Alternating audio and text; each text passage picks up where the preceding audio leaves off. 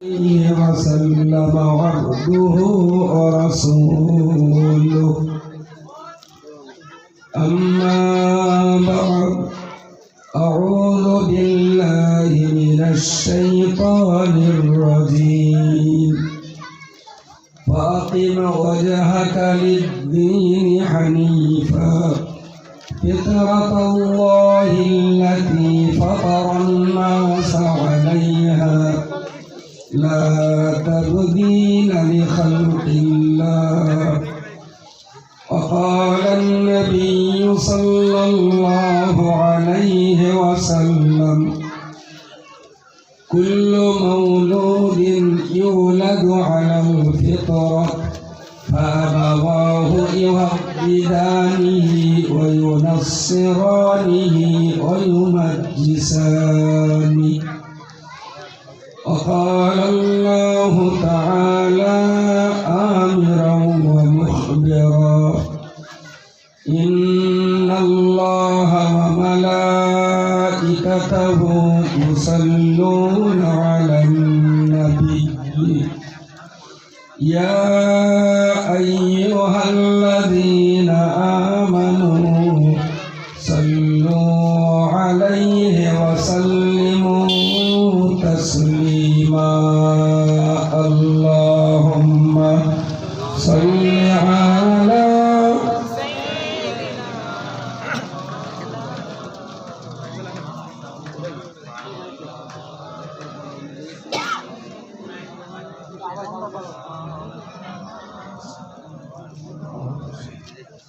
আশেপাশে দূরে দাঁড়াতে আমার যে সমস্ত ভাই বন্ধু মুরব্বী বাবাজি যারা আছেন আমি সবাইকে মজলিসে আসার জন্য অনুরোধ করছি। যদিও ইশতেহারে আমার নাম প্রচার হয়নি, আমার দাওয়াত ছিল না। আজকে আমার দাওয়াত রয়েছে 10:30টায় খামার পড়ায়। নাজিবুল্লাহ আমাকে ফোন করে বললো যে আমাদের আমতার বক্তব্যে আছে জলসা, আপনার দাওয়াত কোথায়? তাই বললাম তাহলে ওদের একটা টাইম একটু আসবেন। আমি হাজার ও দুবার বলতে একবারই বলেছে আমি হাজার এসেছি। তা আমি এসেছি যখন আমার মাইকের আওয়াজ, মসজিদে আজান হচ্ছে বলে হরেন বন্ধ, আমরা নামাজ হচ্ছে বলে মিনিট 5-7 পরে আবার নামাজ শেষ হয়ে যাবে, মাইক চলবে। আশেপাশে যত মানুষ আছেন আমি সবাইকে মাহফিলে আসার জন্য খুব সনির্বন্ধ অনুরোধ করছি। বিশেষ করে আমাদের এই মক্তবটা যারা দেখাশুনো করে, যারা মক্তবটাকে নিয়ে একটি ছোটো ছোটো দৌড়াদৌড়ি যারা করে, আমি তাদেরকে বিশেষভাবে রাখছি আপনারা হাতের কাজ কাম একটু বন্ধ রেখে মজলিসে আসুন। আমি বহুকাল ধরে চিৎকার চেঁচামেচি করছি এই পড়াশোনার ব্যাপারটাকে নিয়ে। একটা সমাজ ব্যবস্থা গড়ে ওঠে সেই সমাজের শিক্ষা ব্যবস্থার উপরে নির্ভর করে। আপনি জানবেন নবী সুলাইমান আলাইহিস সালাম তিনি যখন রাজত্ব করছেন, একসঙ্গে 2 বাপ বেটা তখন দুজনেই আছেন, দাউদ নবী এবং সুলাইমান আলাইহিস সালাম।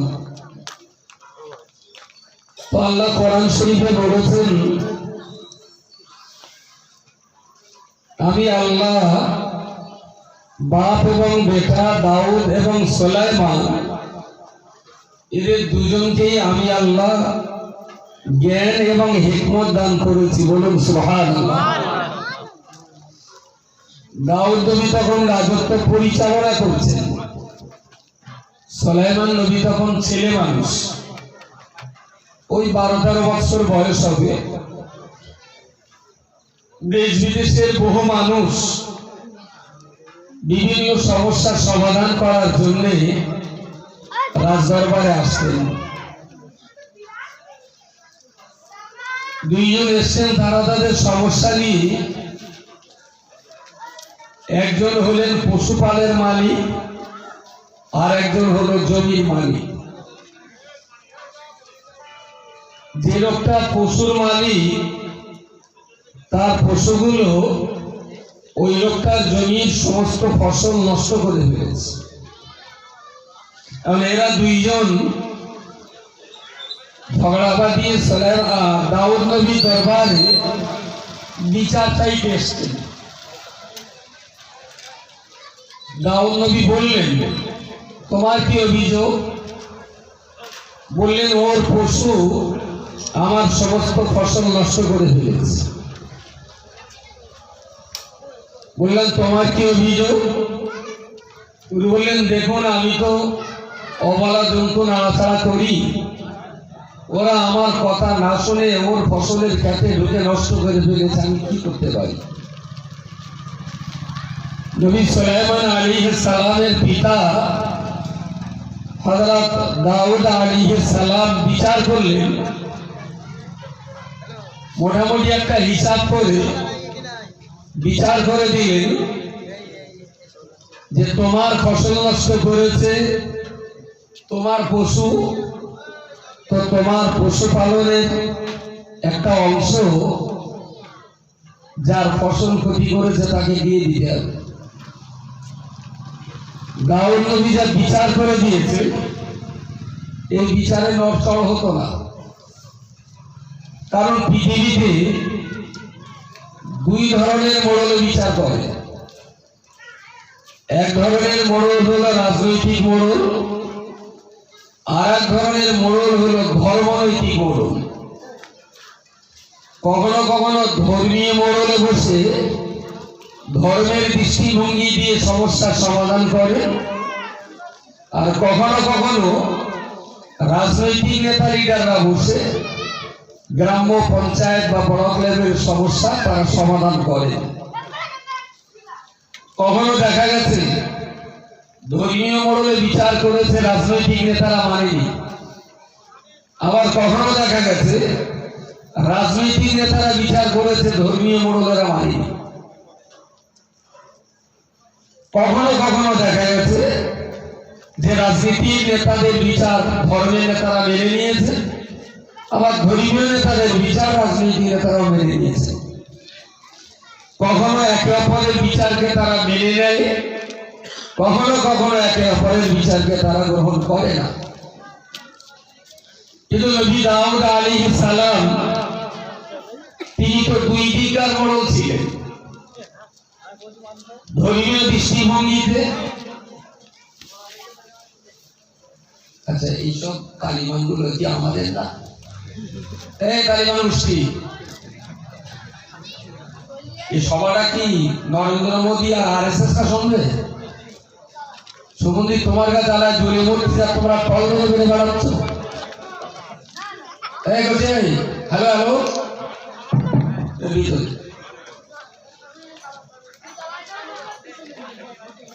বসতিস মানে তুমি ডিউটি দিয়ে যাচ্ছ।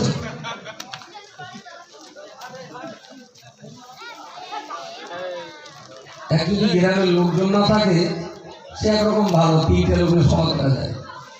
কিন্তু কেন রাস্তায় হুটো পাটা করবে, সারা দোকানের মাল কিনবে না, মনে হয় ইঁদুর মারা বিষ চলে গেছে।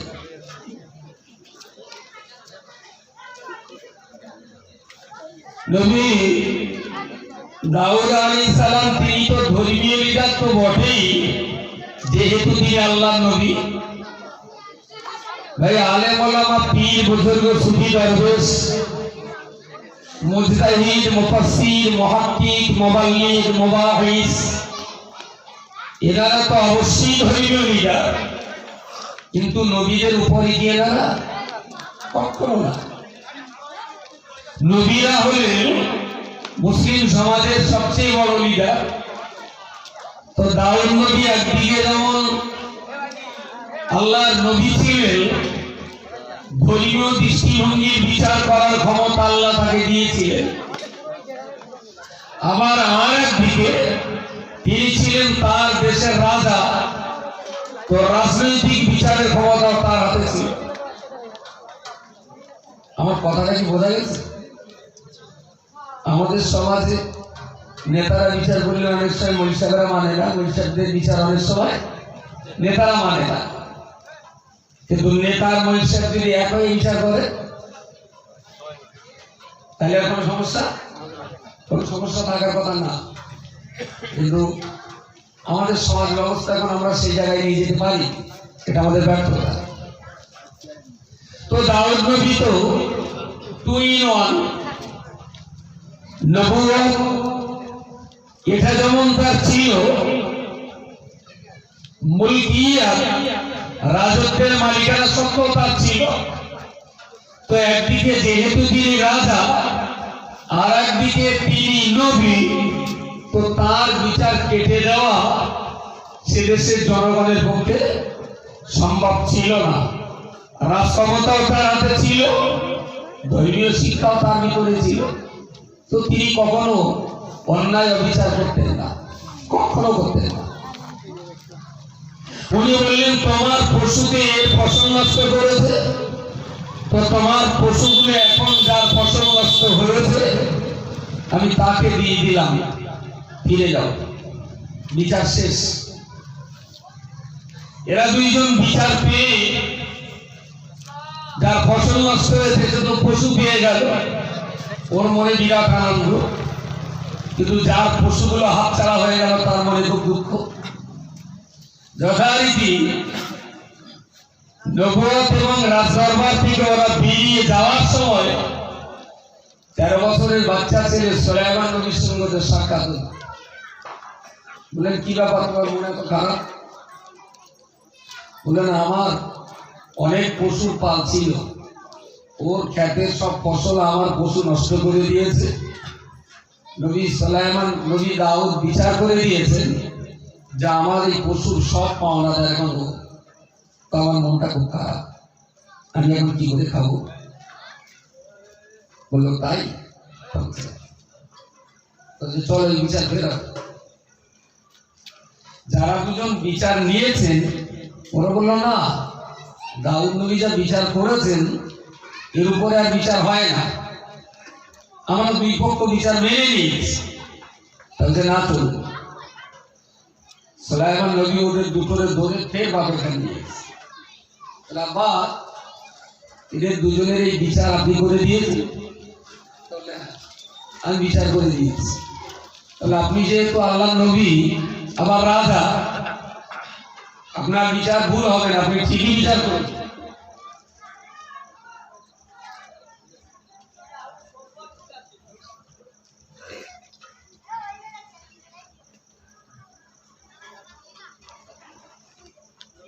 এরপরেও আব্বা, আমি কি একটা কথা বলতে পারি? বলো। বলছে, আপনি এক কাজ করুন, এই পশুগুলো পুরোপুরি ওরে না দিয়ে ওর যে পরিমাণ ফসল ক্ষতি হয়েছে এর পশুগুলো ওর কাছে থাক, ওই পশুর দুধ বিক্রি করতে করতে ওর ফসলের ক্ষতি পরিমাণ টাকা যখন আদায় হয়ে যাবে তখন পশুগুলো আবার পশু মালিককে ফিরিয়ে দেওয়া। আচ্ছা, আপনাদের তো বিচার বুদ্ধি একটু আল্লাহ দিয়েছে, আগের বিচারের চেয়ে কি পরের বিচারটা আরো সুন্দর হয়নি?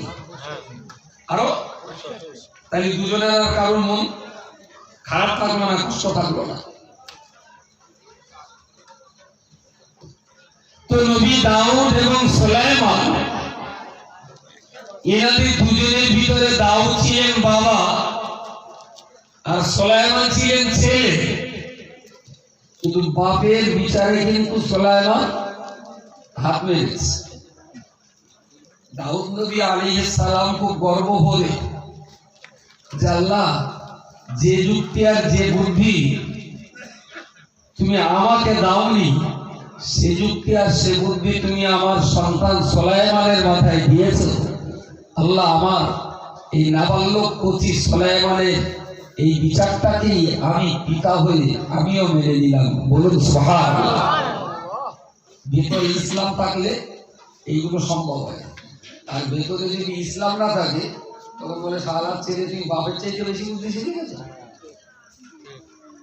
বুঝতে পারেননি? ভিতরে ইসলাম ছিল বলে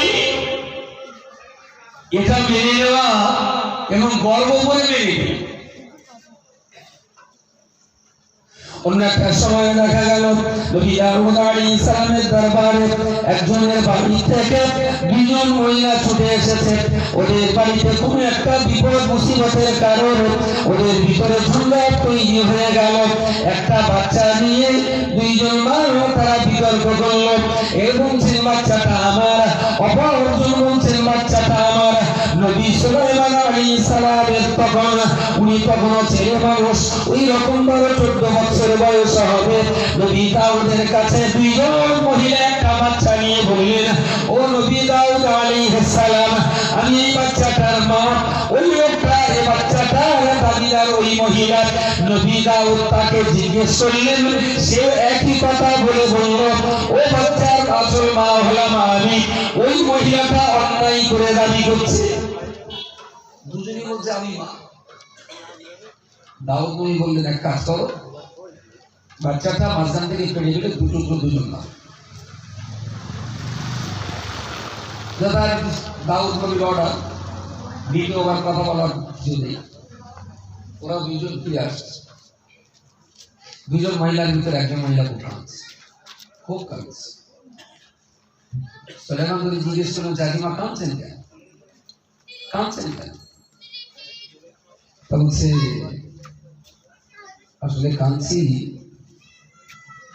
অন্য কারণে। ওই যে বাচ্চাটা আমরা দুজন ঝগড়া বাজাচ্ছিলাম, তিনি বলেছেন বাচ্চাটা ভাগ করে দিতে, ফেরে ভাগ করে দিতে। তা আমি বুঝছিলাম জানো, বাচ্চাটা ফেরে ভাগ না করে বাচ্চাটা উনি দিয়ে দেবে, আমার দরকার নেই। সুলাইমান নবী এসে বললেন, আব্বা বাচ্চাটি ইনি পাওয়া না। একটু জোরে বলবেন সুবহানাল্লাহ। আসলে যিনি রাজি হয়েছেন ফেরে ভাগ করার জন্য, বাচ্চা যদি তার হতো সে কখনো বলতো না। আর ইনি যখন বলছেন বাচ্চা আমার দিতে হবে না, তবে যেন ফেরে ভাগ না করে ওই দেবে। বাচ্চাটা অ্যাকচুয়ালি খুব হিকমত, যুক্তি বুদ্ধি কি খুব কম ছিল বলে মনে হয়? খুব। আল্লাহ অগাধ বিদ্যা, বুদ্ধি, হিকমত আর যুক্তি তর্কের গভীর জ্ঞান তাদেরকে দিয়েছে। এবং কোরআন শরীফের কাজ আল্লাহ নবী সুলাইমান আলাইহিস সালামকে আমার আল্লাহ পাক রব্বুল আলামিন এত হিকমত, এত বুদ্ধি উপস্থিত বুদ্ধি, এত জ্ঞানের গভীরতা দেওয়ার পরে নবী সুলাইমান আলাইহিস সালাম তাকে যখন আমার আল্লাহ নবুয়ত প্রদান করলেন, নবী সুলাইমান এই নবুয়ত প্রদান করার পরে আমার আল্লাহ পাক রব্বুল আলামিন সুলাইমান নবীকে বিশেষ তিনটি জিনিস পাঠিয়ে বললেন, ও নবী সুলাইমান, আমার ফেরেশতা জিবরিল তোমার কাছে পৌঁছে যাবে।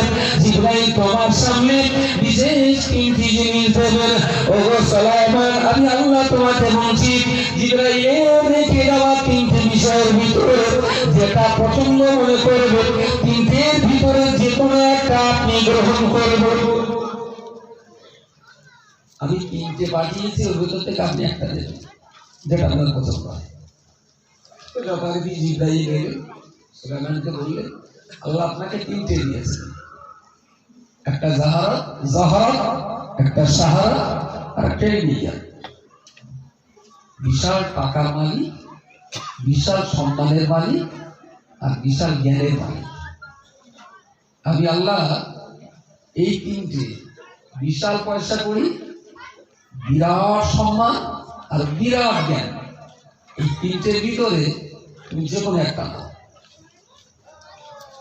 জিবরাইল বললেন, সুলাইমান নবী ভাবলেন, বিরাট পয়সা, আমি তো দেশের রাজা, আমার যদি পয়সা করি না থাকে তাহলে জনগণের খিদে নিবারণ করতে পারবো না। আমার যদি পয়সা না থাকে তাহলে অসুস্থ রোগীর সেবা করতে পারবো না। আমার যদি পয়সা না থাকে তাহলে দেশের রাস্তাঘাট ঠিক করতে পারবো না। আমার যদি পয়সা না থাকে, বিদেশি শত্রুরা আমার দেশে আক্রমণ করলে আমি অস্ত্র শস্ত্র কিনে তাদের সঙ্গে লড়াই করতে পারবো না, আমার দেশ নষ্ট হয়ে যাবে। আমার পয়সাটারও দরকার। নাম্বার 2, বিরাট সম্মান। আমি একটা রাজা, কিন্তু আমার যদি মান সম্মান না থাকে তাহলে দেশের প্রজারা আমার কথা শুনবে না। আমি একটা রাষ্ট্র নেতা, আমার যদি ইজ্জত সম্মান দেশের ভিতরে সবচেয়ে বেশি না হয় তাহলে দেশের জনগণ আমার দ্বারাই প্রভাবিত হবে না। তো আমার মান সম্মানটাও দরকার। নাম্বার 3, দেশের জনগণ ঝগড়া বাজিয়ে আমার কাছে বিচার করতে আসবে, আমার যদি জ্ঞানের অভাব থাকে আমি বিচার করতে পারবো না। উন্নয়নের স্বার্থে আমার হাতে টাকা আছে, কিন্তু কোন পথে খরচ করলে উন্নয়ন হবে এটা তো আমি বুঝতে পারবো না। তার জন্য আমার জ্ঞানের দরকার, তাহলে আমার টাকারও দরকার, আমার সম্মানও দরকার, আমার আমার জ্ঞানও দরকার। এখন খুব ভাবনা চিন্তা করে সুলাইমান নবী জিবরাইলকে বললেন, তিনটে যখন এনেই ফেলেছো তা তুমি আল্লাহকে বলো যে সুলাইমানের তিনটেই চাই, একটা বার ফেরত দেবো না। আল্লাহ যখন দিয়েছেন এই একটুখানি টাকা, একটুখানি সম্মান, একটুখানি জ্ঞান আল্লাহ যদি আমাদের দেয়, আল্লাহ তো অভাব হবে না।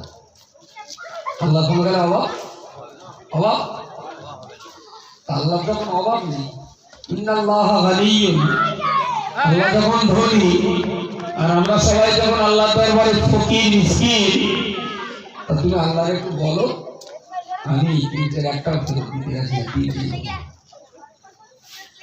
জিবরাইল ফেরেশতা ফিরে গেলেন, বললেন আল্লাহ সে কাঙালের শাকের কাপ দেখা না, এক এমনি শুধু ভাত খাচ্ছিল, বললেন কোনো শাক তুলে নে খা, আমি সে তো পুরো খ্যাপ তুলে নেওয়া ধান্দা। ও তোমার সুলাইমান একটাও করতে পারবে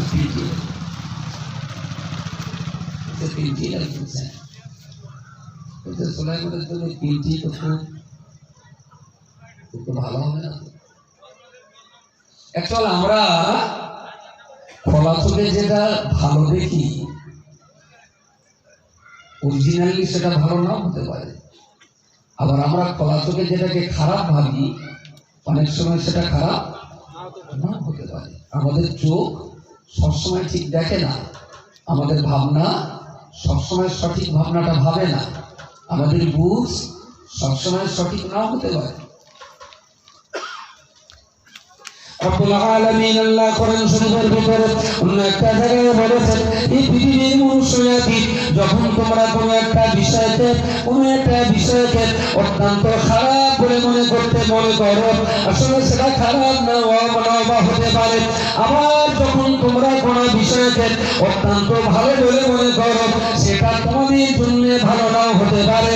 আসলে ভালো এবং মন্দ এটা তো আমি আল্লাহ ছাড়া পৃথিবীর আসমান আর জমিনে কেউ তো ভালো বোঝে না, আমি আল্লাহ বুঝি কোনটার ভিতর হওয়ার খুবই ভালো, কোনটার প্রথম ভালো চেষ্টা খারাপ, কোনটার প্রথম খারাপ চেষ্টা ভালো। সেই জন্য এই পৃথিবীর মানুষ জাতি আমি আল্লাহ তোমাদের জন্য বলছি, যেটা তোমরা ভালো মনে করো সেটা ভালো নাও হতে পারে, আবার যেটাকে খারাপ বলে মনে করো সেটাও তোমাদের জন্য খারাপ না হয়ে ভালো হতে পারে। সুতরাং চিন্তা ভাবনা করার পরেও শেষে একটু আল্লাহর উপরে ছেড়ে দিতে হবে। এটা দেখেছেন, দেখতেছি কি সব ভালো, লেখাপড়াও খারাপ না, কিন্তু মেয়েটা গায়ে একটু চাওয়া, হ্যাঁ ঠিক আছে 20-20 তো হয় না, 18-20, 19-20, 15-20 হয়েছে, চলো আমরা একটা দেখে শুনে দিলাম। আমার ইয়াতাওয়াক্কাল আলাল্লাহ ফাহুয়া হাসবুহু, আল্লাহ বাকিটা তোমার উপরে ছেড়ে দিলাম, আমার ছেলে আর তার মেয়ে, আল্লাহ তুমি তাদের ভিতরে বুঝ দাও, তারা যেন ঠিক মিলে দিছে। বান্দার যত বুঝ বুদ্ধি বিবেক শিক্ষা দীক্ষা গভীরতা দিয়ে ভাবুক না কেন, সর্বশেষ একটু আল্লাহর উপরে ভরসা রাখতে হবে, কিন্তু সেটা এখন আর খুব একটা কোথায় যাচ্ছে তাহলে গরু কিনতে, গরু কিনবি তুমি ইনশাল্লাহ বল, পকেটের টাকা হাটে গরু ইনশাল্লাহ কি করবে না, কোনো কাজ পরে করবি, এরকম কিছু ভবিষ্যতের কথা বলতে গেলে আল্লাহ বলেছেন যে সেই কাজের শেষে ইনশা আল্লাহ, যদি আল্লাহ চান তাই এটা করবো, এটা জুড়ে দিতে হয়। ওসব কথা রাখতে পকেটের টাকা হাতে যাবো, গরু কিনবো, বাড়ি আসে। গরু দেখে কিনে পছন্দ করে গরুর পিঠি মাথায় হাত গোলাপ করে দুই বাবু মতো করেছে, এদিক তখন পকেট ফাঁকা, পকেট ফাঁকা, দর দাম সব ঠিক ঠিক করে পকেটে হাত দিয়ে টাকা দিতে টাকা নেই। ইনশাল্লাহ টাকা নেই, ইনশাল্লাহ কেন? ও যখন বাড়ি যাচ্ছে মানুষের জিজ্ঞেস করে ভাই করছে গরু, বলছে ইনশাল্লাহ নিয়োগ করে গিয়ে ইনশাল্লাহ, কিন্তু বাগদলায় হাটে গিয়ে ইনশাল্লাহ গরু একটা দেখে ইনশাল্লাহ বিরাট ভালো ইনশাল্লাহ, তো সে দমদম করে ইনশাল্লাহ পকেটে হাতে দেখে ইনশাল্লাহ পকেট করে একদম ঘুরে ঠিক পারবে। কিন্তু যে জায়গাটা বলার দরকার ছিল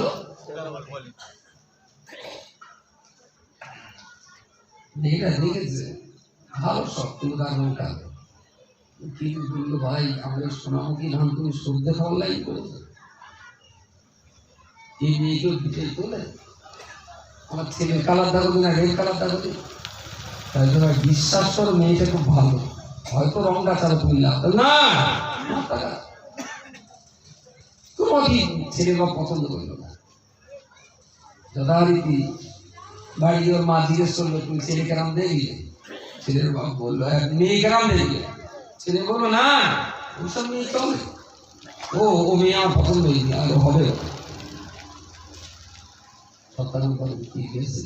চাচা কিছু মনে করো না, তুমি মেয়েটা আনো, সত্যি বলছি তুমি সুখী হবে, আল্লাহ দশ সত্যি মেয়েটার বিশাল গুণ ভালো, তোর বাপ বলেছে যে তোমার মতো একটা ভালো লোকের বিয়ে করবে, তাতে যদি 10 কাঠা তুমি বেঁচতে হতে বেঁচে দেবে, লাখ মাসের টাকা দেয়, ওটা করতে পারা যায়। ছেলেরা ডেকেস দেখুন দেখ খোকা সাদা আর কালো সব তো খোদারই সৃষ্টি,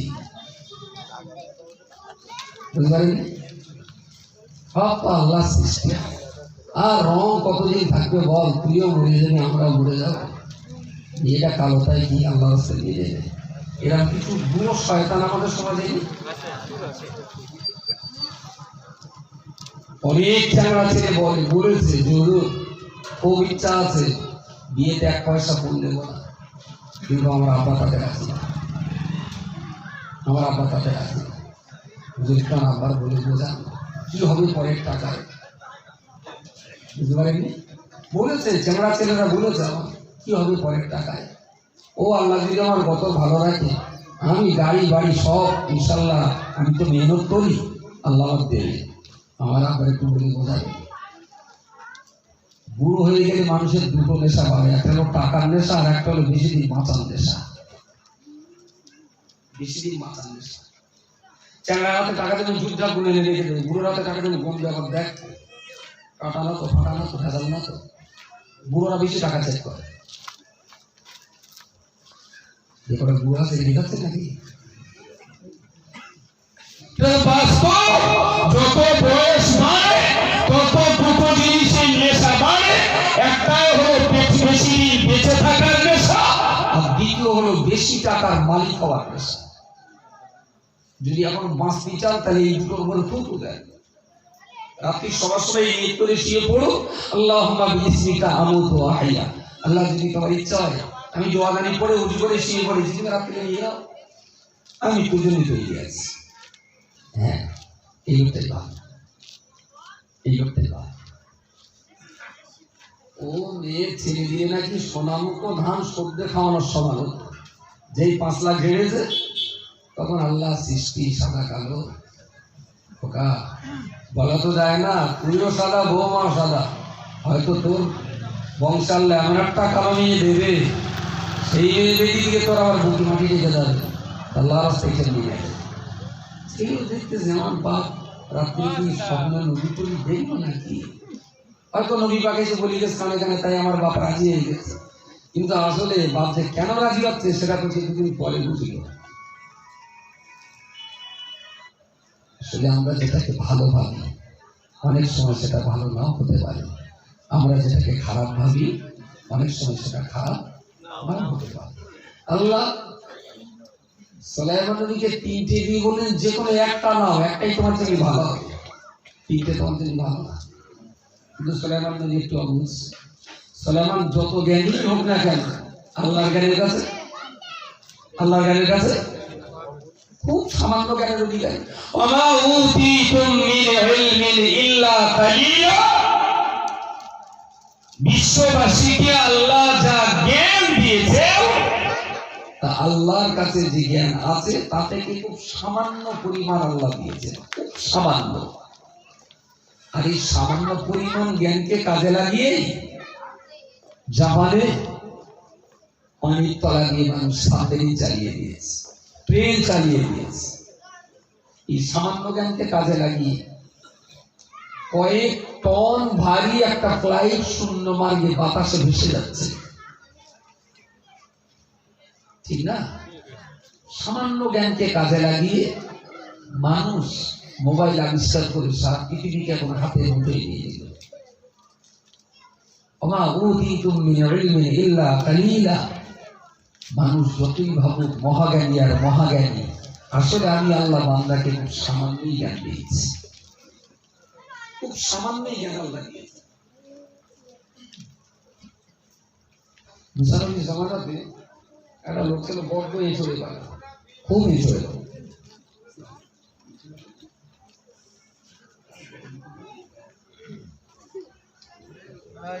তো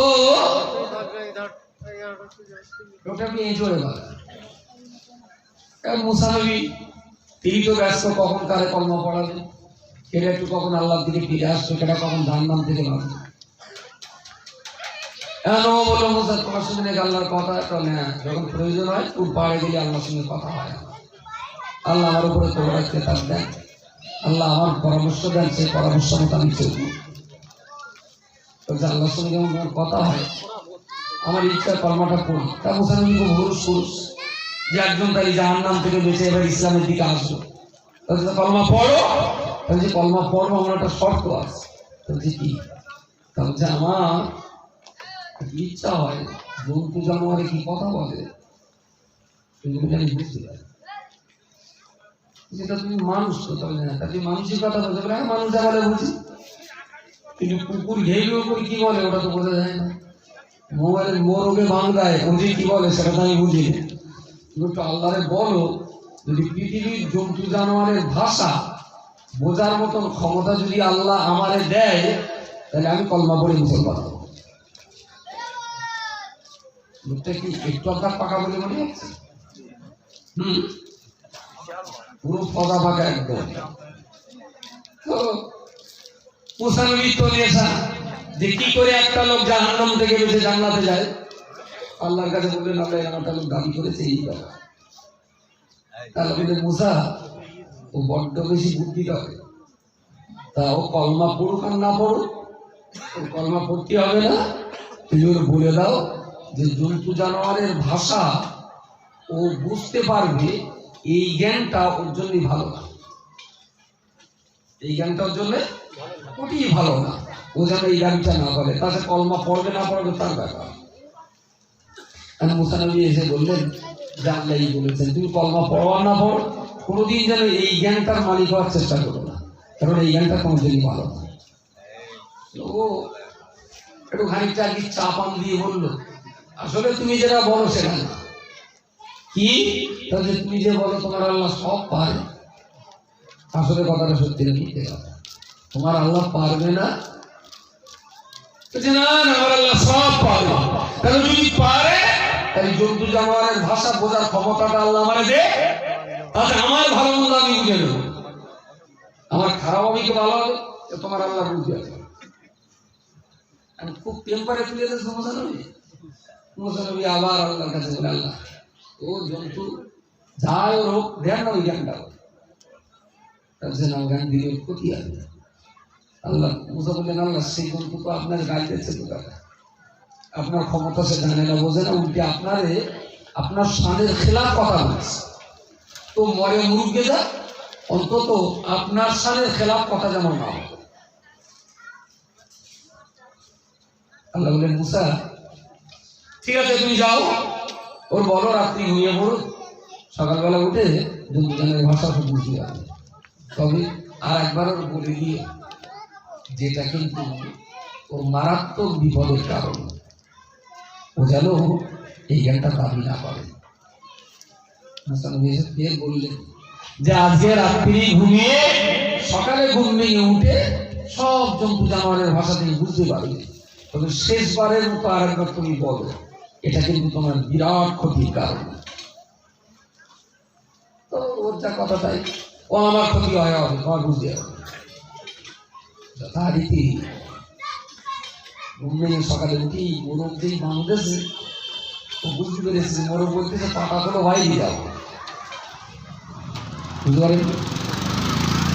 কুকুর ঘেয়ে ঘেয়ে করে ডাকছে, বলছে যে বাগানে একটা শাল আছে, আর কুকুর কেটা কোথায় আসি, চলে একসঙ্গে তারা করে। জি যা জন্তু কথা বলে সব বুঝতে পারে। ওর কেরামতি জন্তু জানোয়ারের ভাষা বুঝতে পারে, মানে এরা বিরাট কেরামতি বলাচ্ছে, বিরাট কেরামতি বলাচ্ছে। একটা ঘুঘু গাছের ডালে বসে ডাকলো, বলছে ওর সঙ্গীটা দূরে আছে বলে তার ডেকেছে, দেখো একটুখানি পরে ওর বউ আসবে না। তা লোকে দেখলো সত্যি সত্যি তাই, খানিক সময় পর আর একটা ঘুঘু এসে ওর পাশে বলি, সবার ভাষা তো বুঝতে পারছে। ও মুস্তানবী যত না কেরামতি দেখাচ্ছে, ও তার উপরে কেরামতি দেখাচ্ছে। মুস্তানবীর মর্যাদা তো এত বেশি না, ও তার ছিল প্রতিদিন হাজার হাজার মর্যাদা, ও কারামত দেখাচ্ছে, পাবলিককে ভুল বোঝাচ্ছে। বলে ওরে মুস্তান নবী হয়ে আর কি বুঝেছে তুই আমার কাছ থেকে লিখি, ওর মর্যাদা আর কাজ জানি বিরাট ভাবে বেড়ে গেল। মুস্তান নবী ওরে বললো, আচ্ছা তুই তো এই জ্ঞানটা খোদার কাছ থেকে নেওয়ার জন্য আমার কাছে তুই ধন্যে ধরে বেড়াতিস, আজকে আমি তোর ওই জ্ঞানের জন্য আল্লাহরে বললুম, আল্লাহ বলে দিলে তোর ক্ষতির কারণ। যাই হোক সেটা তুই আমার কাছে ফরিয়াদ করলি, আর আজকে তুই আমার ঘাড়ে মাথা দিয়ে তুই মাথা বলি বলাচ্ছিস। মুসা ওই ইতিহাস হওয়ার হয়ে গেছে, ভুলে যাবে, এখন মর্দানি কার বেশি যাই বলে। তার মুসানি বললে চালাও, তবে আমি অপেক্ষায় আছি, আমার আল্লাহ যখন বলেছেন এটা ক্ষতির কারণ, আমি অপেক্ষায় আছি, তো সেই ক্ষতি আমার দেখতে হবে সামনে একদিন। প্রিয় মুসলমানদের মনে রাখুন, ওই লোকটার বাড়িতে একদিন দুপুরের বেলা যখন খাওয়া দাওয়া করবে, ও এক টুকরো সবজি একটা টুকরো খেয়ে চুষে ওটা যখন নিচে ফেলে দেবে, ওই নিচে ফেলে দেওয়া জিনিসটা কুকুর ছুটে এলো খাবার জন্য, মরে গোলাপ মেরে সেটাকে আগে নিয়ে নিল। কুকুর ঘুম ঘুম করে বলল, ওরে এ খাবার তো নিচে ফেলেছে, তুই মুরগি, তুই তো মাহাজনের ঘরের মাল খেতে পারিস, কিন্তু আমি কুকুর হওয়ার কারণে মাহাজন তো আমার ঘরে উঠতে দেয় না, তাই নিচের খাবারটা আমি খাবো, উপরের খাবারটা তুমি খাবে, নিচের খাবার তুমি কেন এসে নিয়ে যাবে? ভাত কাটি কাটি সব তো বুঝতে পেরেছি, মোরগ কি বলে কুকুর কি বলে, ভারী মজা। ও আবার তখন করলো কি, আর একটা খাবার নেই, মোরগটা তাড়িয়ে কুকুরটা দে, কারণ ও বলেছে মোরগে তুই উপরেরও খাবি নিচেরও খাবি। মোরগ যে তাড়িয়েছে একটু দূরে গিয়ে ছুটে এসে বললো, এই শোন শোন শোন, তোর টেনশন নেই, আমার কাছে খবর আছে, খুব তাড়াতাড়ি আমাদের মহাজনী গাধাটা পড়ে যাবে, গাধা মরে যাবে, আর গাধাটা বাগানে ফেলে দিয়ে আসবে, মানে আমি তো মোর, আমি তো একটু সবজি খাই, একটু ভাত খাই, আমার তো গোশ খাওয়ার স্বভাব নেই, আর গাধা গোবাগারে ফেলে দেবে, তুই এক সপ্তাহ ধরে থাকবি। আমি সামান্য একটা আলুর খোলা নিয়েছি, তার জন্য তো রাগ করার কিছু নেই, গাধা মরে যাবে তুই প্রচুর খাওয়া হবে, এই জন্য তুই তো ভাত খাতি খাতি বুদ্ধি বেড়েছে না, গাধা মরে যাবে। ও তাড়াতাড়ি করে খেয়ে উঠে গাধা নামে হাটে তুলেছে, হাটে তুলে গল্পের ছলে যার কাছে বেঁচেছে তার নাম কি, বাড়ি কোথায়, বাপের নাম কি, সব ঠিকানা গেছে, লে গাধাটা তার কাছে বেঁচে গেছে। বেঁচে দিয়ে বাড়ি এসে টাকা মেরে গেছে, বাড়ি এসে ও প্রতিদিন খবর দেয়, ঠিক একটা দিনে দেখা গেল গাধাটা মরিয়ে গেছে। এই তো হাতে পালি দিতে দিতে মুসার কাছে বললো, মুসা তুমি যে বলেছিলে আমার ক্ষতি হবে, আসলে এই ভাষাটা শিখেছিলাম বলে টাকাগুলো অন্তত ঘরে তুলতে পেরেছি, কেন ওই গাধা মরলে কোনো বাঁশ আমার, তাহলে এই ভাষা শিক্ষা করে আমার লাভ হয়েছে। জিজ্ঞাসা করার লাভ হচ্ছে আর কি বলবেন, ওটা কিছু বললেন না, যথারীতি বাড়ি খেতে হয়েছে। আবার একদিন মুরগার কুকুর যে এক জায়গায় কুকুর তো খিচে উঠেছে, বলো তুই তো বললি গাধা মরবে আমার খাওয়া হবে, তো সে গাধা ঘরেও তো দেখতিস না, বসও আমার খাওয়া হবে না, তা তুই চিটিং বাজি আর কতদিন করবি? তো মোরগ তখন বলছে, শোন তুই আর আমি সে বলা বলি করছিলাম না, আসলে আমাদের মহাজনটা খুব চালাক, আমাদের বলা বলি শুনে সে গাধা বিক্রি করেছে অন্য জায়গায়, সে গাধা মরেছে ঠিক, কিন্তু মহাজন চিটিংবাজি করে মৃত্যুর দায়ভার পরের ঘাড়ে চাপিয়ে দিয়ে নিজের টাকাটা হাতিয়ে নিয়েছে। তত টেনশনের কিছু নেই, আমার কাছে খবর আছে সব টাকা নিজে করে গুণ মারবে মহাজনের কি ব্যবস্থা খাবে। কারণ এর তো তখন বিরাট ফটানি, ওই মোরগ বলেছিল গাধা মারবে, গাধা মরেছে, ওই মোরগ আবার বলছে গরু মারবে, ঠিক চালাকি করে গরু বেঁচে দিয়ে টাকালে ঘরে খবর না দেখলে গরু মরেছে। বেশ কিছুবার যেতে না যেতে আবার সেই মোরগার পুকুরি চলা, বলে তোর কোনো কথা বলা যাবে না, আমার গাধার গোস্ত খাওয়া হয়নি, গরু গোস্ত খাওয়া হয়নি। মোরগ বলে, শোন খাবার কিছু নেই, আসলে মহাজন তো খুব বদমাইশ, আমি আপনি বলা বলি করি ক্ষতিটা করেছি, আমাদের কথা শুনে গাধা বিক্রি করেছে, আমাদের কথা শুনে গরু বিক্রি করেছে, তা তোরা মিস ফায়ার হওয়ার কোনো জায়গা নেই, আমার কাছে খবর আছে সপ্তাহখানির ভিতরে আমাদের মহাজন মরে যাবে, প্রচুর আত্মীয় স্বজন আসবে, বিরাট রান্না বান্না হবে, লক্ষ্যটুকুর চেয়ে ভাত পানি প্রচুর বেশি হবে, তুই পেট ভর্তি খেতে পারবি, তুই চাকরি করবি। মহাজন তো শুনতে যাচ্ছে সব কথা, এইবার কোন হাটে করবে? হাট হাট হাট, গাধা মারার খবর ভাগ্যের হাট, গরু মারার খবর পোলের হাটে লিখি। কিন্তু মোরগ বলছে যে মহাজন বলবে ভাত থেকে দিয়ে ঢাকা, আর ওটা একদম প্রমাণ করেছে যে মরবে বলেছিল গাধা মরেছে লোকের বাড়ি, গরুও মরেছে লোকের বাড়ি, সেই মোরগ বলছে জানি বলবে, গালের ভাত করা গালি, হাতের ভাত করা হাতে, দেহ পাথরের মতো অবাক হয়ে গেল, কোনো রাস্তা না পেয়ে আস্তে আস্তে আস্তে আস্তে উঠে কোনো জরুরির মতো ধীরে ধীরে হাঁটতে হাঁটতে সবের কাছে গিয়ে অবসা অবসা ওরা আমারও বলো যে গেল আল্লাহ আমার দেশ ফ্যানটা ফিরিয়ে দেয়, কিছু বোঝা যায়। ওই রকম কিছু এঁচড়ে পাকা পাখি আমতায় গাছ, এটা একটু আড্ডাক পাকা না, বিরাট পাকা, বিরাট পাকা। আল্লাহ নবী মুসা আলাইহিস সালাম বললেন, গত 2-4 দিন পূর্বে পর্যন্ত তোমার অহংকারে তুমি কেঁপে যেত, তোমার অহংকার আর গরমে তুমি ফেটে পড়তে, আল্লাহর বান্দা বলে বলো আজকে কেন তুমি এত দুর্বল হালাতে কথা বলছো?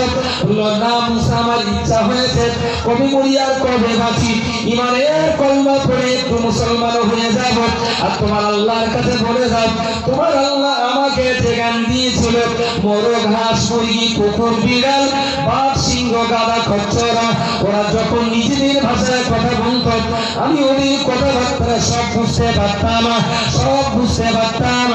আমি বুঝতে পেরেছি সত্যি এটা আমার বড় বিপদের কারণ, তাই তোমার কাছে ফরিয়াদ করে বলছি তুমি তোমার আল্লাহকে একটু বলে দাও যে জ্ঞান আল্লাহ আমাকে দিয়েছে, আল্লাহ পাক যেন ও জ্ঞান আমার কাছ থেকে সলভ করে নেন।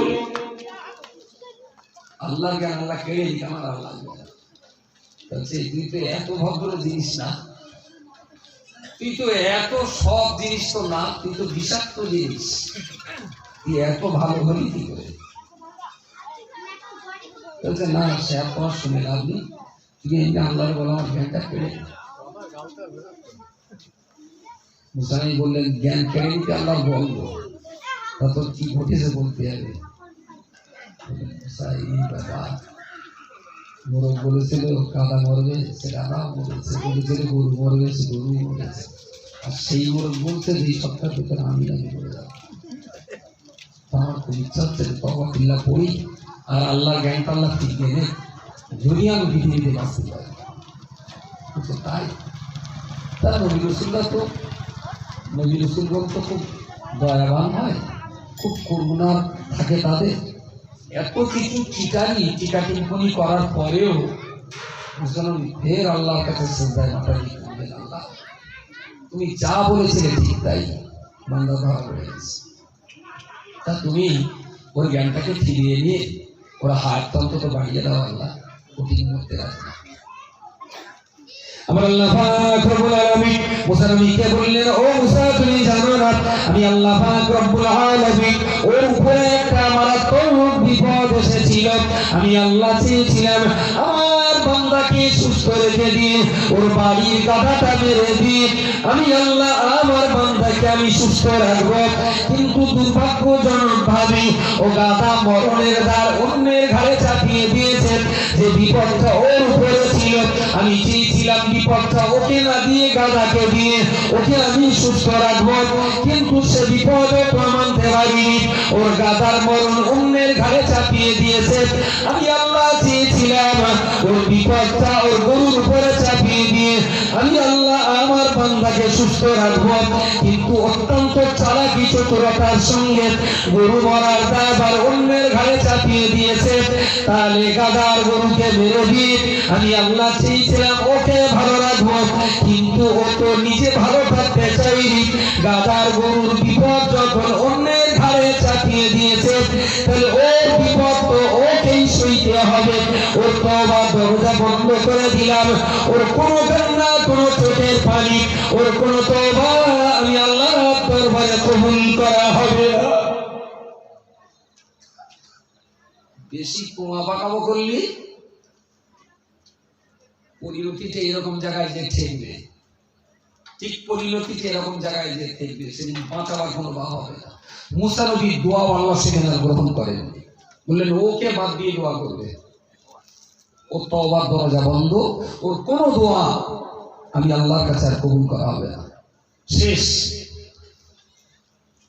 আরে আমাদের বিপদ মুসিবত আসমানি জিসমানি মানবিক দানবিক যেটাই ঘটে থাকে আসলে আল্লাহ সেটা বান্দার ভালোর জন্যই দিয়ে থাকে, কিন্তু বান্দা চালাকি করে সেটা অন্যের ঘাড়ে চাপিয়ে দিয়ে নিজে সুবিত্বের ভাব প্রকাশ ঘটায়। আর যখনই দায়ভার অন্যের ঘাড়ে চাপিয়ে দিয়ে আমি মাল মেরে বেরোবো, তখন আমার বিপদটা আমাকেই সামলাতে হবে, তাকে মরতেই হতো। আল্লাহ চেয়েছিলেন যে ওর দেহের যে বিপদটা সেটা গাদার করতে যাক গুন্ডার করতে যাক ও ভালো থাকে, কিন্তু ও সেটা সহ্য করতে পারেনি।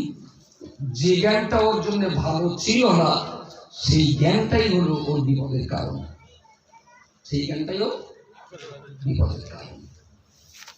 কসম খোদার, ছোট্ট একটা চটিকে তার পড়ানো হয় ইয়াসাল্লাহ কোরআন, এই জ্ঞানটা ওর জন্য বিরাট ভালো ছিল, কিন্তু গ্রামের জওয়ান যুবক ছেলেদের কাছে এই জ্ঞানটা ভালো না।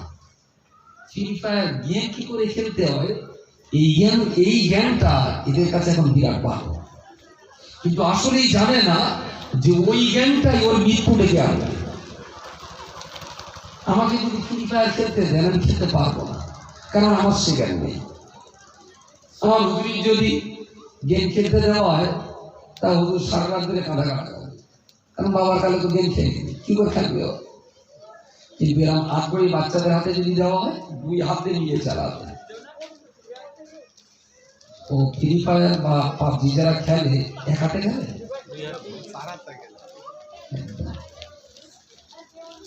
শুধু স্কিলে দুটো বুড়ি আঙুল স্কুলে চলবে, একটা আঙুলে খেলতে গেলে হেরে যাবে, তার জন্য দুটো আঙুলে খেলে।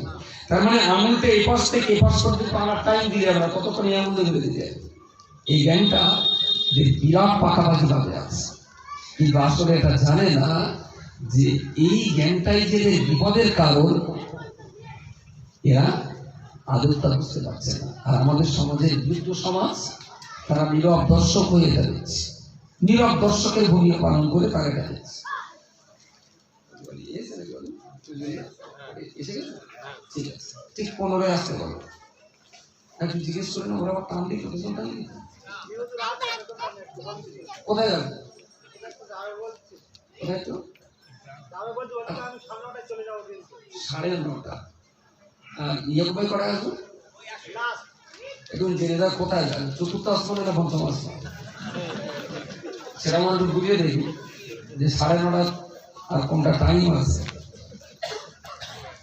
যাক, যেটা বলছি না, নবী সুলাইমানকে আল্লাহ কটা জিনিস দিয়েছিল, সব খাওয়াই যায়, 3টে। কি কি? যখন একজন বলে প্রথমে সেকেন্ড সম্মান, শিক্ষা, 3টের ভিতরে নিজে বলেছেন কটা, আর সুলাইমান চাচ্ছে কটা, 3টে, যে একটাও ফেরত দেবো। এখন যেটা আল্লাহ দিতে চাচ্ছেন না সেই জ্ঞান জোর করে নেওয়া মানে ওই লোকের মতো নিজের পায়ে বিপদ ডেকে আনা। তো আল্লাহ যে জ্ঞানটা দেন স্বেচ্ছায়, সেটা অবশ্যই বান্দার জন্য কল্যাণকর, আর আল্লাহ যে জ্ঞানটা দিচ্ছেন না সেটা নিশ্চয়ই বান্দার জন্য ক্ষতিকর। হয়তো এই 3টে জ্ঞানে একসঙ্গে যদি 3টি হয় তাহলে মুসার জন্য ক্ষতিকর, কিন্তু 3টের ভিতর এই সুলাইমানের জন্য ক্ষতিকর, কিন্তু 3টের ভিতরে একটা হলে সুলাইমানের জন্য কল্যাণকর। আল্লাহ বলছেন 3টি দেবো না, একটা দেবো, কোনটা নেবে না। সুলাইমান বায়না করেছে আল্লাহ 3টি দিতে হবে, আমি নবী, আমি আর রাজা, আমার 3টে না হলে দেশটা চালাবো, আমার 3টি দিতে হবে। আল্লাহ বললেন যদি তুমি 3টে যাও তাহলে একটা দেবো। বেশ আবার কাদা কাটা করে বললেন আল্লাহ ঠিক আছে, আমি দিলে একটাই দেবো, তবে আমার একটু ভাবার টাইম দিয়ে আমি 2 দিন ভাবনা চিন্তা করে তারপর বলবো 3টের ভিতরে কোনটা। ঠিক আছে, তুমি ভাবো। নবী সুলাইমান আলাইহিস সালাম দীর্ঘ সময় ধরে প্রচুর পরিমাণ ভাবনা চিন্তা করলেন। অনেক গভীর ভাবনা চিন্তা করার পরে আল্লাহ পাকে সেই দরবারে সেজদায় মাথা দিয়ে অনেক কান্নাকাটি করে বললেন, ও রব্বুল আলামিন, আল্লাহ আপনি আমাকে 3টের ভিতরে একটা যাচাই করে দিতে বলেছেন। আমি মুসা, আমি সুলাইমান আলাইহিস সালাম, আমি আপনাকেই বলছি এই 3টের মধ্যে থেকে আপনি আমাকে কেবলমাত্র জ্ঞান প্রদান করুন, আমার সম্মান আর আমার অর্থ যেটা দেবেন বলেছেন ওই দুটো আমাকে দিতে হবে না। আপনি পৃথিবীর ভিতরে সেরা জ্ঞানে আমাকে জ্ঞানী করে দিন, জোরে বলুন সুবহানাল্লাহ। ফেরেশতা জিবরিল আমিন আলাইহিস সালাম সুলাইমান নবীকে জিজ্ঞেস করে বললেন, ও নবী সুলাইমান, আপনি রাজ্য চালাবার জন্য টাকার প্রয়োজন, প্রভাবের জন্য আপনার সম্মানের প্রয়োজন, তাহলে আপনি এই দুটো জিনিস বাদ দিন, কেন আপনি তৃতীয় জিনিস আপনার জ্ঞান আপনি গ্রহণ করলেন? নবী মুসা, নবী সুলাইমান বললেন, ও আল্লাহ ফেরেশতা জিবরিল আমিন আলাইহিস সালাম, আমি যদি টাকা নিতাম আমি তাহলে কেবলমাত্র টাকারই মালিক হতাম, আমি কেবল টাকার মালিক হতাম, আমার সম্মান থাকতো না, আমার জ্ঞান থাকতো না। আমি যদি দ্বিতীয় নম্বরে সম্মানটা নিতাম তাহলে আমার শুধু সম্মান হতো, আমার পকেটে টাকা থাকতো না, আমার ভিতরে জ্ঞান থাকতো না। আমি অনেক ভাবনা চিন্তা করার পরে আমি টাকাও নিলাম না, আমি সম্মানও নিলাম না, আমি আল্লাহর দেওয়া জ্ঞানটাকে গ্রহণ করে নিলাম। আসলে আমি অনেক ভাবনা চিন্তা করে দেখেছি আমার রাজ্য চালাবার জন্য টাকা দরকার, প্রভাব কাটানোর জন্য সম্মান দরকার, আর বুদ্ধিমত্তার জন্য বিদ্যা বুদ্ধি এলেন তো আমার দরকার। আমি চিন্তা করে দেখলাম টাকা দিয়ে শুধু টাকা হবে, সম্মান দিয়ে শুধু সম্মান হবে, আর আমি যদি জ্ঞানের মালিক হয়ে যেতে পারি তাহলে জ্ঞানের ভিতরে 3টি পাওয়া যাবে। আমার জ্ঞান থাকলে টাকা রোজগার করে নেব, আমার জ্ঞান থাকলে সম্মানের চেয়ার দখল করে নেব। তাই তো আমি প্রথম দুটো বাদ দিয়ে 3য় নম্বরের জ্ঞানের হওয়ার দাবিটাই আল্লাহর দরবার থেকে আমি জ্ঞানের মালিক হওয়াটাই আল্লাহর কাছ থেকে আমি গ্রহণ করে নিয়েছি। জোরে সরে বলুন সুবহানাল্লাহ। আচ্ছা, সুলাইমানের কি একটু হুসো টুসো বলা যায়? বুদ্ধিশালী ছিল বলে মনে হয়? হ্যাঁ, এসব কথা বলেন না। সুলাইমান নামের নবীর বুদ্ধি একটু ছিল বলে মনে হয়? ছিল না? না থাকলে এত পাকা কাজ। আচ্ছা, সুলাইমান যদি বুদ্ধিমান হয় তাহলে আমতার লোক কি?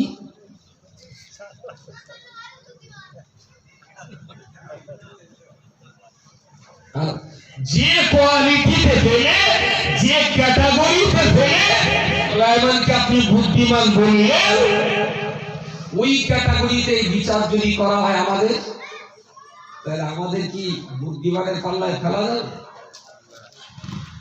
কত বড় ইডিয়েট গান্ডু না হলি ক্লাস 7 এ পড়া বাচ্চাটার স্কুলে লেখাপড়া বন্ধ করে সেলাই কাজে ঢুকিয়ে দিয়েছে। সেলাই কাজে কেন না? কোটি টাকা রোজগার করে দেবে, সেলাই কাজে টাকা রোজগার হবে। কিন্তু আসলে এই যে পুরো অজ্ঞ মূর্খ থেকে গেলে ওই টাকাই যে ওর জন্য বিষাক্ত হয়ে দাঁড়াবে, এটা এই বাপের কোনো হিসেব নেই।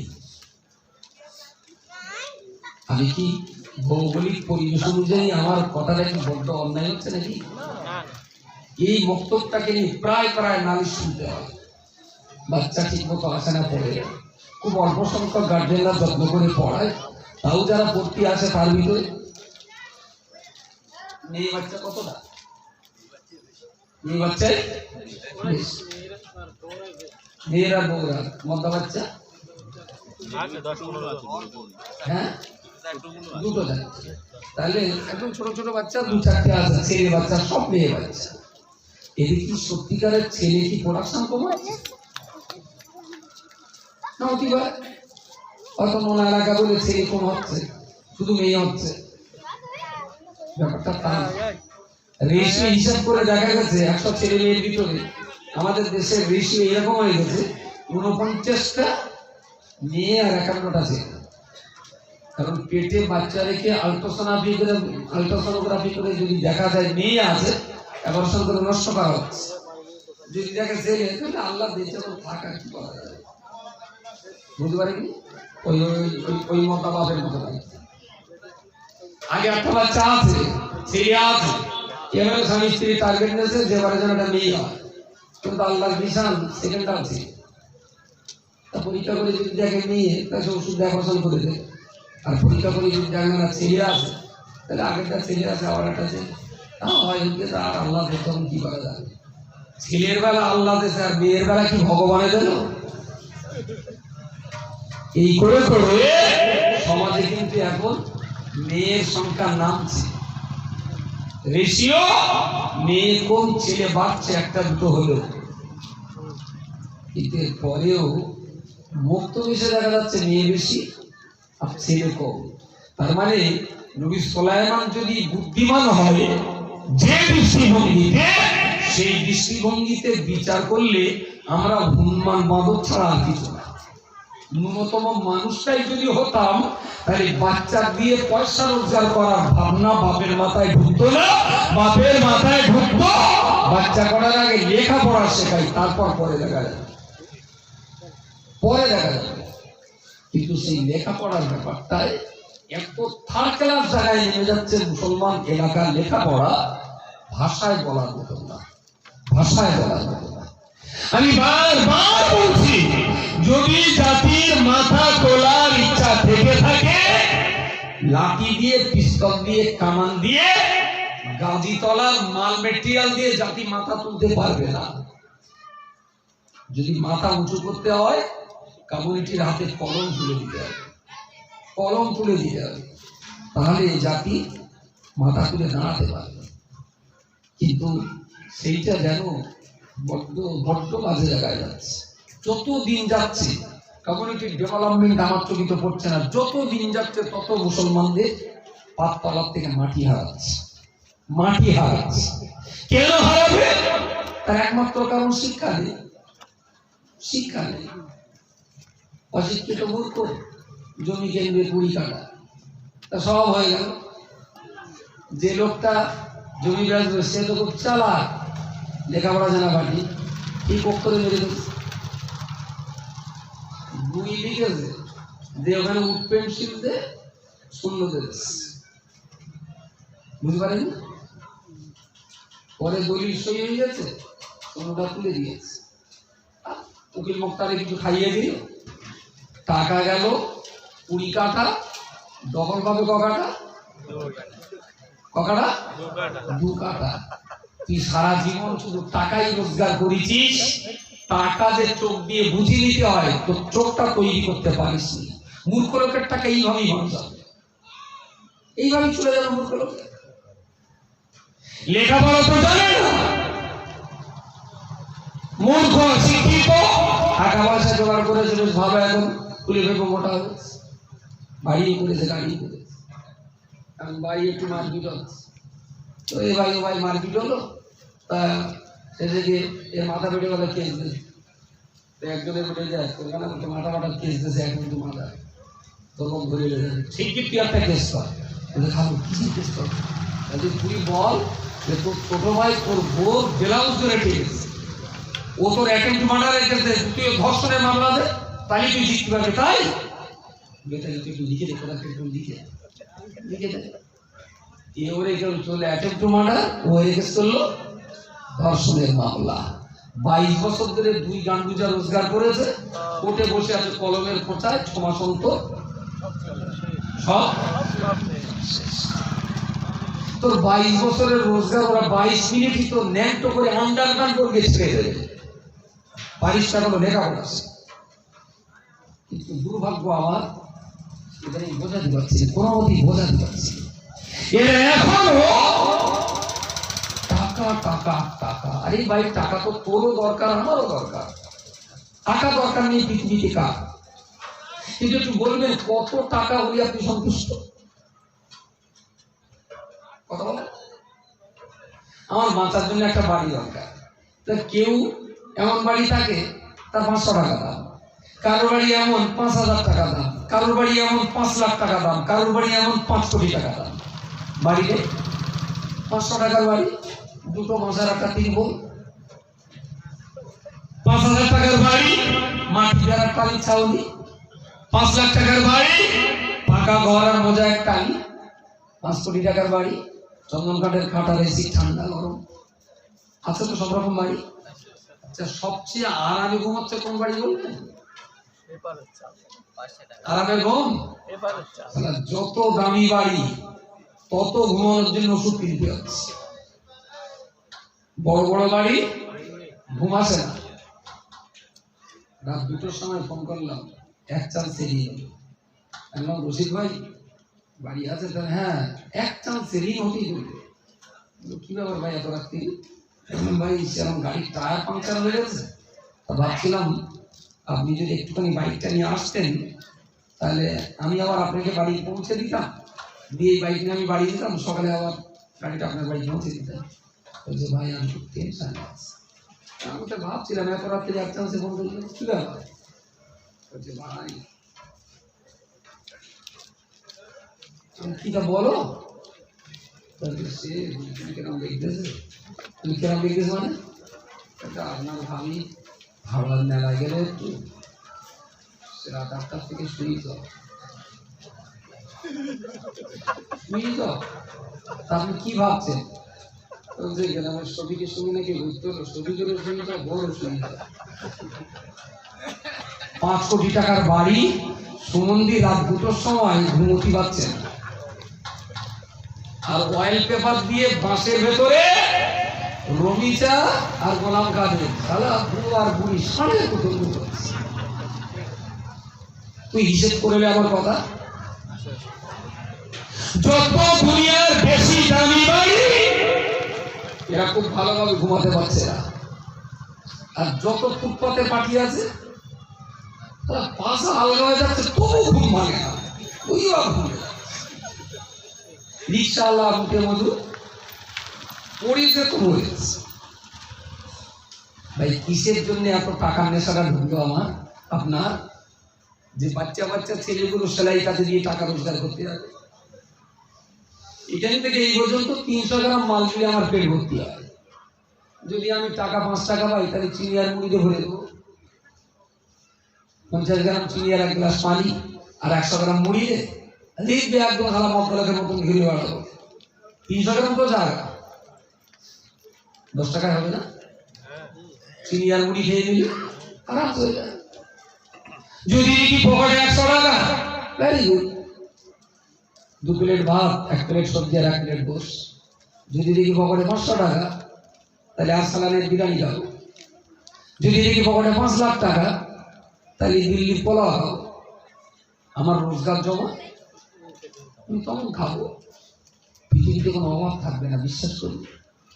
অভাব কারে কয় আমার একটু বলবেন? অভাবের সংজ্ঞা কি? অভাবের সংজ্ঞাটা কি আমার একটু বলে বোঝা। কিসের সংজ্ঞা? অভাব কাকে বলে? আমার তো মনে বলে যে আজকে দিনে পশ্চিমবঙ্গে অভাবী লোক নেই, লোক নেই।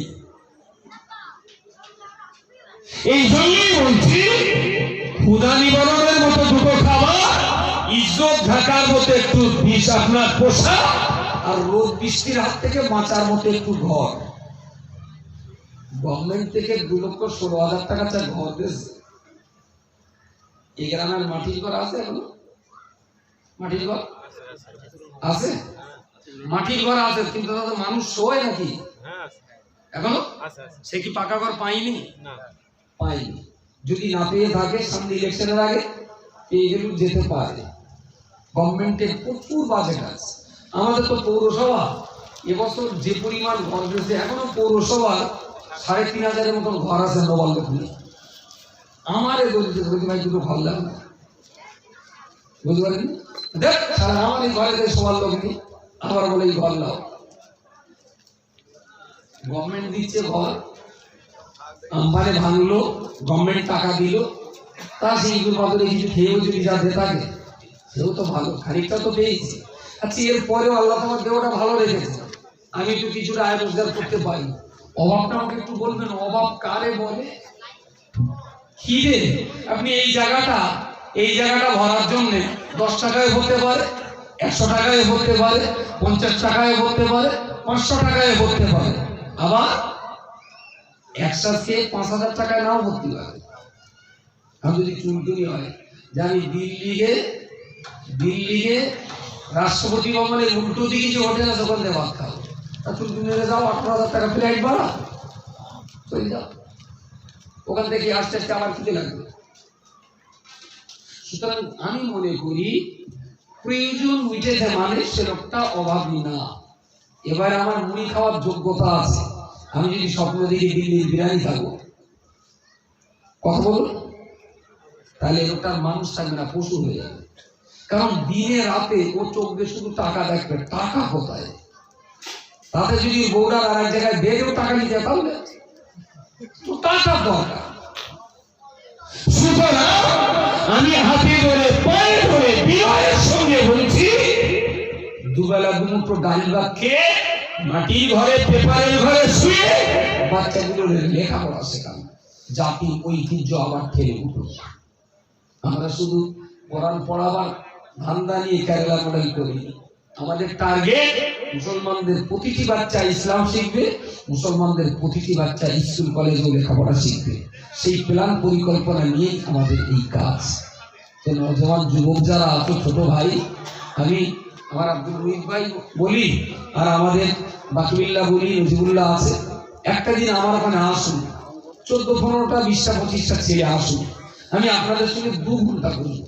একটা সমাজকে কিভাবে পাল্টাতে হয়, কোনো মারামারি না, গালিগালাজ না, বকাবকি না, সন্ত্রাস না, হুমকি নয়, ধমকি নয়, মিষ্টি মধুর পরিবেশের ভিতর দিয়ে একটা সমাজকে কিভাবে পাল্টানো যায়, আমার কাছে তার কিছু সূত্র আছে। আমি আপনাদের সঙ্গে বুঝবার করি। 15-20টা ছেলে একদিন অফিসে আসুন। কবে আসবেন? বাকিবিল্লাহ বা নজিবুল্লাহ আছে, আব্দুল মুহিত ভাই আছে, ওদের সঙ্গে বলবেন আমার কাছে আসুন, একটা আলোচনা করি। আমার কথা শুনে বুঝে আপনি যদি মনে করেন এটা অসম্ভব, আপনার কাজ করতে হবে না, কাজ করতে হবে না। আর আপনার বিবেক যদি বলেন যে না, আপনি যা বলছেন এটা করাও যায়, কোনো অসম্ভব না, তাহলে আপনার কাছে দাবি, আপনারা কাজ করুন, আমাদের সমাজটা শিক্ষার আলোয় আলোকিত হোক, ধর্ম এবং বীরের আলোয় আমাদের সমাজটা আলোকিত হোক। ত্রুটি বিচ্যুতির জন্য ক্ষমা চেয়ে নিচ্ছি। বঙ্গের পত্রিকাটা বেশি করে পড়ুন, কাগজের পাঠক সংখ্যা খুব কমে যাচ্ছে, খুব কমে যাচ্ছে। চ্যাংড়ারা কাগজ বলেও মোবাইলে পড়ে দিচ্ছে। ভাই, বঙ্গবন্ধুর কাগজটা বাঁচবে না মরবে? আপনার ইচ্ছা কি? বাঁচার ইচ্ছা আছে? তা যদি হয়, আপনি সোশ্যাল মিডিয়া থেকে পড়েও নেন, 5টা টাকা দিয়ে একটা কাগজ কিনে বাড়িতে ফেলে রাখেন। আপনার বউটা, আপনার বাচ্চাটা, আপনার ছেলেটা, আপনার মৃত মা কখনো কখনো তুলে একটু পড়বে না? ছোট্ট বাচ্চা ছেলেটাও যদি ইমাম জাফর সাদিকের ইতিহাসটা বঙ্গনুরি পড়ে, ওর মাথার ভিতরে খানিকটা ইসলামের চেতনা জাগা শুরু হবে। যতই আপনি মোবাইলে পড়ুন না কেন, একটা কাগজ আপনাকে কিনে বাড়িতে রাখতে বলেছে। 5টা টাকা দিয়ে বঙ্গনুরটা জানতো থাক, আপনার বাড়িতেও কিছু এলমে দিয়ে চর্চা শুরু হোক। প্রত্যেকটা পরিবারে যেন বঙ্গনুরটা পৌঁছায়। আমি সবাই নিয়মিতভাবে কাগজটা নেওয়ার জন্য দাবি জানিয়ে ত্রুটির জন্য ক্ষমা চেয়ে আপনাদের কাছ থেকে বিদায় নিচ্ছি।